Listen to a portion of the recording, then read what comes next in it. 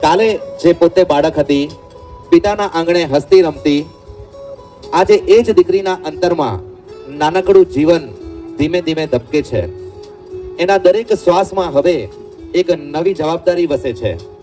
એના દરેક સપનામાં હવે એક નાનકડું ચહેરું હસે છે. માં ફક્ત બાળકને જન્મ જ નથી આપતી, એ પોતાના અસ્તિત્વને ફરીથી ઘડે છે. એ પોતાની ઊંઘ, પોતાની ઈચ્છા, પોતાના નાના નાના શોખ એક સ્મિત માટે સહેજે છોડી દે છે. એની આંખમાં હવે ડર પણ છે. એ ડર પાછળ અદમ્ય હિંમત પણ છે. માં પોતાની ભૂખ ભૂલી જાય છે, થાક ભૂલી જાય છે, પણ એનું બાળક રાજી થાય એ જ એની સાચી કમાણી બની જાય છે. માતૃત્વ એટલે ભગવાનની જીવંત મૂર્તિ. માતૃત્વ એટલે ભગવાનની જીવંત મૂર્તિ.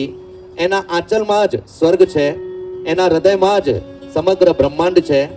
ફરવા માટે તો દુબઈ, કેનેડા, યુકે, યુએસએ છે. ફરવા માટે તો દુબઈ, કેનેડા, યુકે અથવા યુએસએ છે, પણ સુખ, શાંતિ અને સમૃદ્ધિ ફક્ત ને ફક્ત માના ચરણોમાં જ છે.